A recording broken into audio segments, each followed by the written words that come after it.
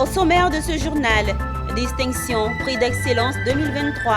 Le président Alassane Ouattara honore 83 récipiendaires.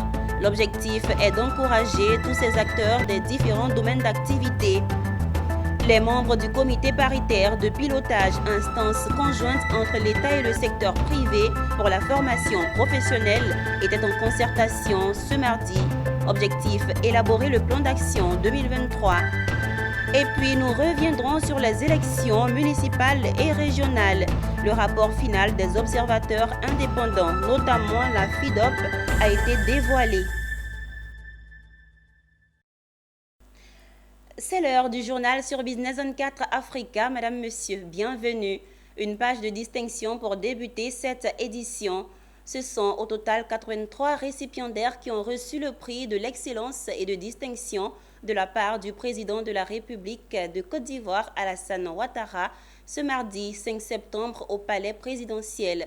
L'objectif de ce prix est d'encourager les acteurs de ces différents domaines d'activité à continuer sur cette lancée en vue de promouvoir l'image de la Côte d'Ivoire. Le point avec Diane Cablancan et Marie Siri. Le président de la République, Alassane Ouattara, a félicité et encouragé les 83 lauréats de la 10e édition du Prix national d'excellence au cours d'une cérémonie organisée ce mardi 5 septembre 2023 à la salle des pas perdus au Palais de la Présidence à Abidjan Plateau. Selon le chef de l'État, le prix d'excellence vient ainsi récompenser chaque année de boulot. Cette ardeur au travail que nos compatriotes démontrent dans tous les secteurs à travers l'amour du travail, l'attachement à l'excellence, la rigueur et la reconnaissance de nos modèles à travers des valeurs que nous devons cultiver et léguer à notre jeunesse afin de poursuivre l'œuvre de construction d'une Côte d'Ivoire solidaire, résolument engagée vers le progrès. Mesdames et messieurs, la journée nationale de l'excellence est devenue au fil des années une véritable vitrine pour mettre en lumière les Ivoiriennes et les Ivoiriens et qui, par leur performance et la qualité de leur travail, se distinguent dans leur secteur d'activité respectif. Ces 83 lauréats du jour étaient des personnes physiques et morales réunies en des structures de l'administration publique, des entreprises du secteur privé, des sociétés coopératives et organisations non gouvernementales, des associations de développement et organisations socio-culturelles, des élèves et étudiants, ainsi que des collectivités territoriales. C'est tout d'abord un encouragement pour un travail qu'on a fait en équipe, un travail acharné depuis 4 ans. Et c'est un encouragement de continuer à faire ce qu'on fait et de faire encore meilleur. C'est une satisfaction qui reconnaît le travail que fait la société et l'ensemble de ses agents. C'est vrai que nous avons une activité qui peut avoir un impact sur notre environnement, mais ce prix vient nous réconforter dans la mesure où il montre que nous sommes conscients des impacts de notre activité sur l'environnement et que nous avons mis en place une politique de préservation, de sauvegarde de l'environnement dans notre activité. Alors c'est un honneur de savoir que les médias ne sont pas oubliés dans l'excellence. Recevoir le prix d'excellence pour le développement aux médias en tant que journaliste reporter d'images, pour moi c'est un cachet de plus qu'on apporte à ma profession. C'est en même temps une interpellation à la jeunesse dans le domaine des médias en Côte d'Ivoire à épouser cette spécialité de journaliste reporter d'images qui aujourd'hui répond à la solution de la crise médiatique que nous traversons aujourd'hui. Pour nous, c'est la victoire de tous les Ivoiriens qui sont épris de la nature.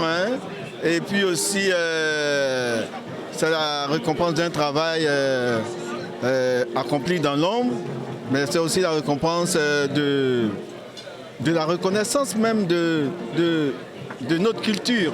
Oui, d'abord, ce que je peux dire, c'est d'abord de remercier le président de la République. Depuis 2013, l'excellence est encouragée et ça fait plaisir en tant que jeune. Voilà pourquoi je tiens à lui dire vraiment merci au gouvernement ivoirien. Et en tant que jeune aussi, ça encourage à donner le meilleur de nous-mêmes afin de représenter encore le pays à un niveau très haut. Donc ces différents lauréats ont reçu chacun 10 millions de francs CFA, un trophée et un diplôme d'honneur. Et parmi les distingués au palais présidentiel figure la société Agromap. Ce prix vient récompenser les efforts consentis par la société à tous les niveaux. Toujours avec Diane Cablancan et Marie Siri. Rigueur, reconnaissance des mérites, c'est l'objectif du prix de l'excellence décerné par le président de la République Alassane Ouattara chaque année. La société Agromap n'est pas restée en marge de cette récompense. Elle a aussi reçu son prix. Pour son directeur général, c'est plus qu'une fierté. C'est une fierté de recevoir, d'être honoré par l'État de Côte d'Ivoire. Et je voulais sincèrement dire merci à Dieu et merci aussi au président de la République qui nous a décorés et qui nous donne la force encore de continuer à travailler. Et il vient de démontrer qu'en tant que jeune entrepreneur ivoirien, à travers le travail, on peut y arriver et il faut croire. Et il démontre également aussi que c'est l'année de la jeunesse, comme il a aussi démontré. La société Agromap est une entreprise qui développe des projets de reboisement, de reforestation et de conservation des forêts. Donc nous accompagnons les petits producteurs à planter les arbres dans l'exploitation et à pouvoir faire l'agroforesterie qui est aujourd'hui une alternative pour la lutte contre le changement climatique en Côte d'Ivoire.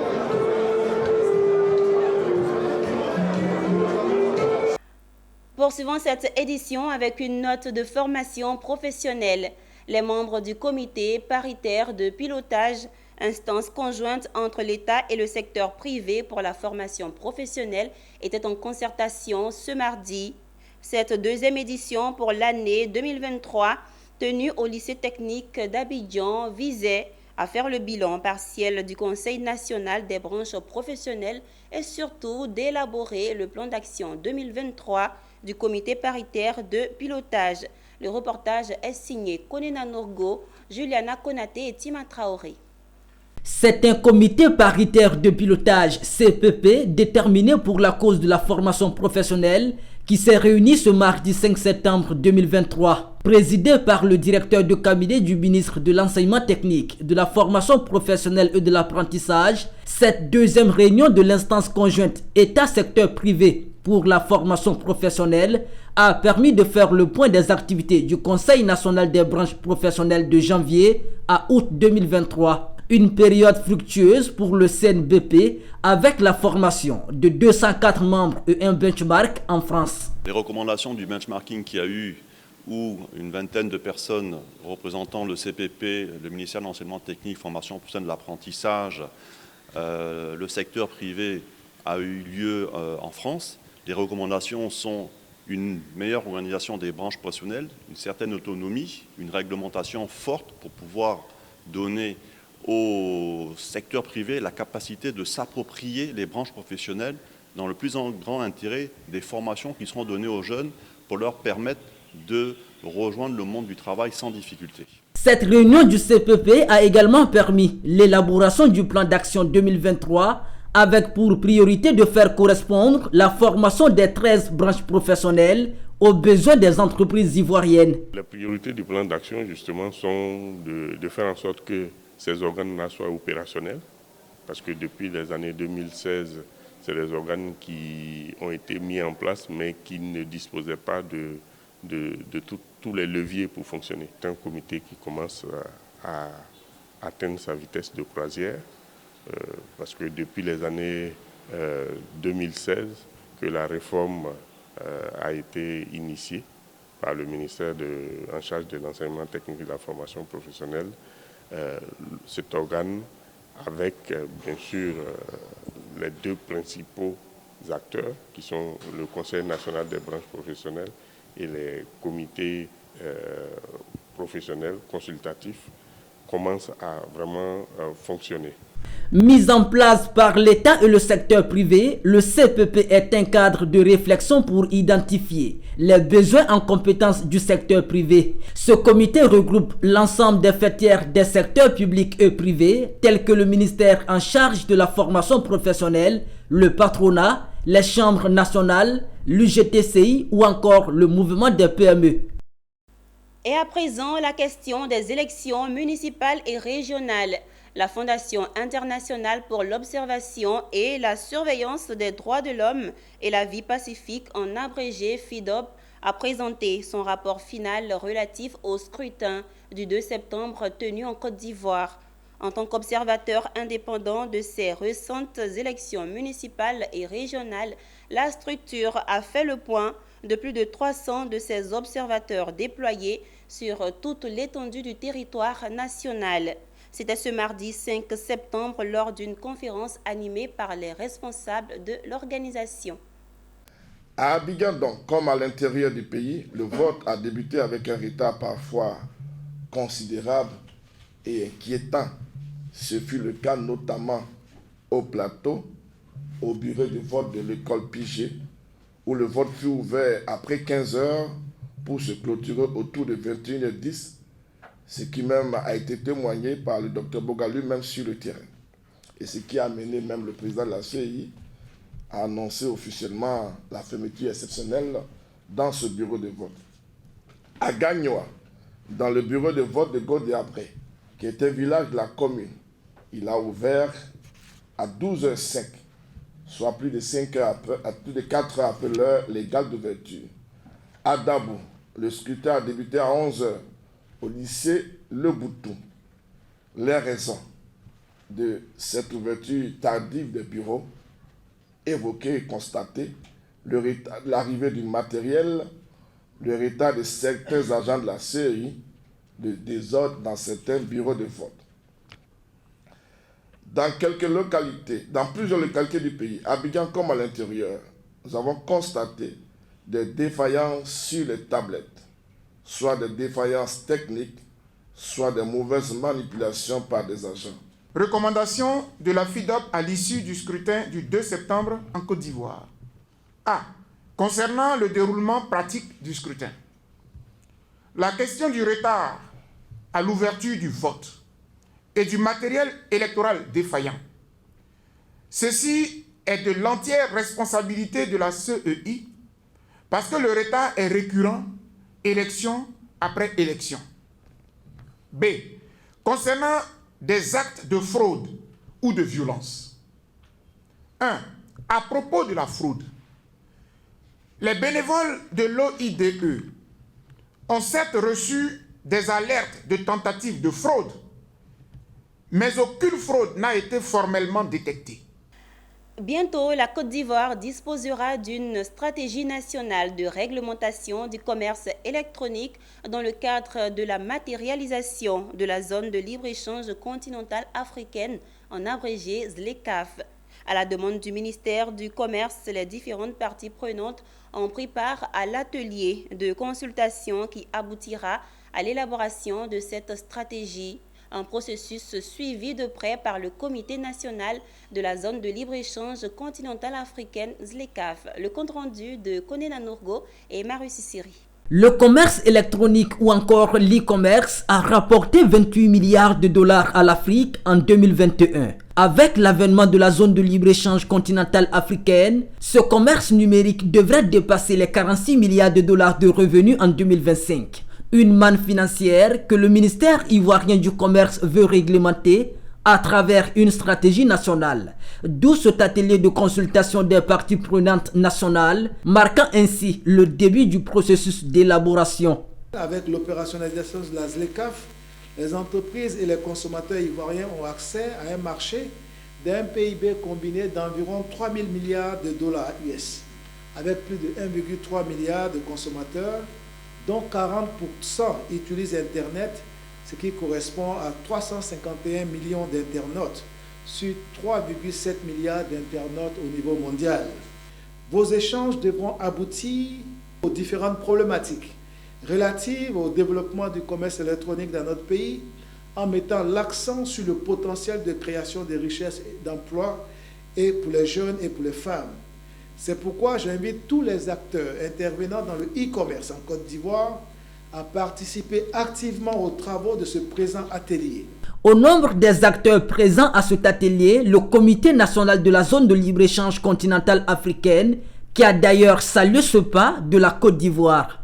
Dans le cadre des négociations sur le protocole du commerce numérique, ces consultations nationales sont initiées à l'effet de recueillir les avis des parties prenantes nationales a présenté comme la position nationale, comme la position de la Côte d'Ivoire dans le cadre de ces négociations-là. Et le comité national donc, renforcera davantage les efforts en vue d'encourager de telles rencontres pour que les avis et les préoccupations des véritables acteurs du commerce numérique ici en Côte d'Ivoire soient pris en compte dans l'élaboration de ce protocole. Rappelons que la zone de libre-échange continentale africaine ZLECAf est un marché de 1,3 milliard de consommateurs. Quant au commerce électronique, il devrait atteindre les 500 millions d'acheteurs à l'horizon 2025 en Afrique. Parlons de chefferie dans ce journal. Le village d'Anan, dans la commune de Bingerville, était en fête pour cause l'intronisation du 9e chef de ce village. Il se nomme Adjenyamba Jean Chrysostome. C'était en présence de l'ambassadeur d'Espagne en Côte d'Ivoire et de plusieurs autorités traditionnelles et coutumières. Djekou de Silva et Augustin Kra dans un commentaire de Konena Nourgo. Processus traditionnel d'autorisation fait par le chef de terre.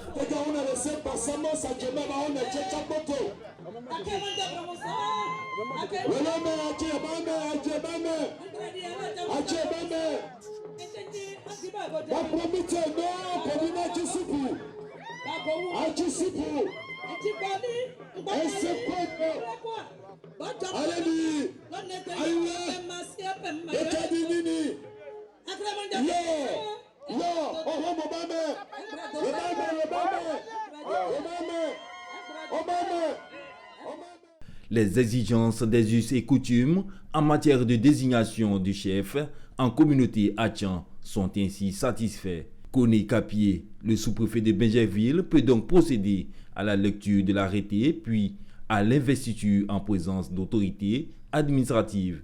Et ce, après le mot de bienvenue du président du comité d'organisation. Nous disons merci à tous les opérateurs économiques exerçant sur le site d'Anan pour leur soutien matériel et financier. Pour finir, le village d'Anan remercie tout le monde à cette cérémonie d'intronisation. Nancy, que Dieu bénisse notre chef du village et tout le village d'Anan. L'administration a constaté et pris acte du choix qui a été fait et en conséquence a délivré un arrêté préfectoral qui est l'acte administratif qui confère au chef désigné la légalité en plus de légitimité dont il jouit déjà.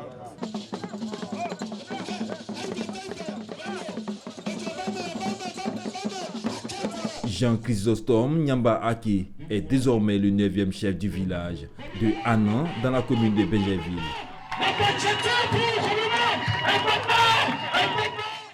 Moi, il faut dire qu'étant un village de la commune, il était important pour nous, en tant que conseil municipal, de joindre notre image à l'investiture du chef du village, qui est le 9e chef de la commune de Bingerville. Une occasion pour le village de Anan d'introniser l'ambassadeur d'Espagne en Côte d'Ivoire. Il a été fait chef Achan. Notons que Jean Chrysostome Nyamba Ake est le 9e chef du village de Anan. Il a promis conduire les populations vers la cohésion sociale, l'entente et surtout vers le développement. C'est à travers les pas de danse que la cérémonie a pris fin.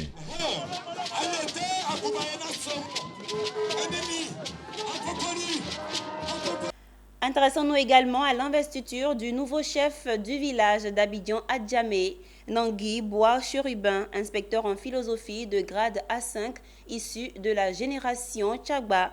Il succède à Ngoba Simon-Pierre de la génération Dougbo. Le nouveau chef a reçu son arrêté préfectoral en présence du président du Sénat, Jano Aoussou Kouadio, et de plusieurs autorités.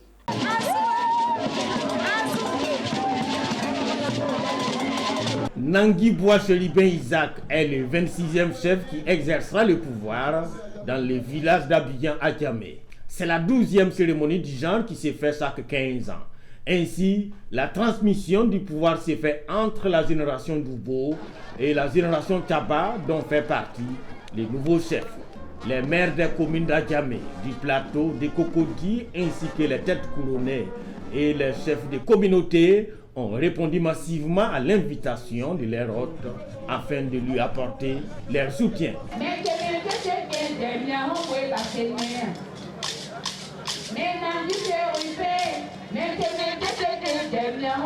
Afin que ce chef puisse continuer tradition et modernisme. C'est un grand intellectuel, un professeur de philosophie. Je crois que quand on parle de philosophie, selon les grands philosophes, depuis Socrate, Platon et tout, c'est-à-dire il s'agit de gérer l'homme. Oui, au temple de Delphes, en Grèce, oui, connais-toi toi-même et tu connaîtras le monde. Donc, chef, apprenez à vous connaître pour pouvoir connaître tout le peuple à Tian. Oui, les 5 villages, les 5 Bidjan, vous devez veiller là-dessus, mais en commençant par vous connaître vous-même pour vous découvrir. Je reste convaincu que le vénéré chef Nangui Bois Chérubin Isaac impulsera une dynamique encore plus excellente des relations d'amitié et de coopération qui nous lient et qui vous lient à l'ensemble des communautés vivant à El Diamé. Nous avons remarqué que c'est une cérémonie qui est vraiment parfaite. Et nous aussi, nous avons vu que la communauté Brié était une communauté qui accueille. Voilà, et nous sommes fiers d'être avec eux. La génération Tchaba d'Abidjan à Djamé a fait sa sortie officielle le 23 août 2001. Elle a pris les rênes du pouvoir le 31 décembre 2021. Le nouveau chef a reçu des mains du représentant du préfet d'Abidjan son arrêté préfectoral.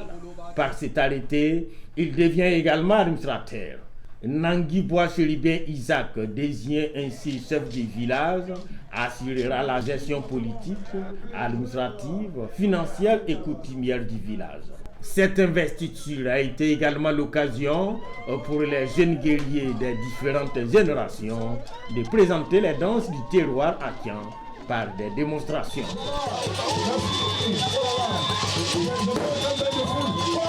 C'était un reportage signé Fulgence Canon et Richard Akeke, commenté par Issa Badini.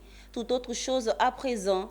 La mutuelle des agents de douane ressortissants de la région du Tchologo, en abrégé Madoré, a vu le jour à Abidjan. Ce projet, nourri depuis l'année 2019 par les fils et filles de la région du Tchologo, est devenu réalité lors de son assemblée générale constitutive avec pour objectif le développement économique, social et culturel de la région du Tchologo. Les agents de douane ressortissants de la région du Tchologo sont désormais constitués en mutuelle. Après son assemblée générale constitutive du samedi 29 juillet 2023 au musée des civilisations d'Abidjan Plateau, la Madorette peut maintenant investir le terrain. Et pour les 2 prochaines années, cette mutuelle sera conduite par le colonel-major Issa Ouattara, plébiscité par acclamation à la tête de la Madorette.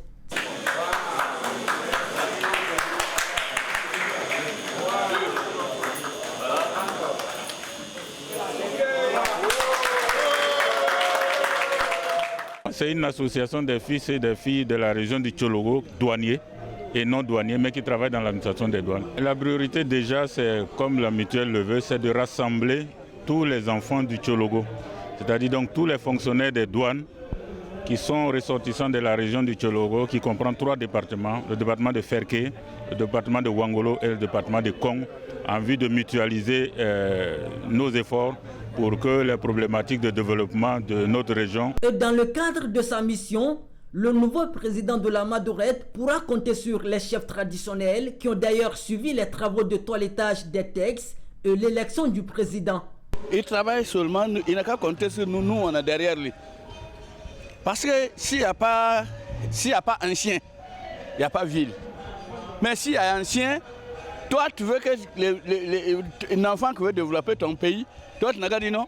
Officiellement lancé ce samedi 29 juillet 2023, la mutuelle des agents de douane ressortissants de la région du Tchologo Madorette vise à promouvoir le développement économique, culturel et social dans les 3 départements de la région.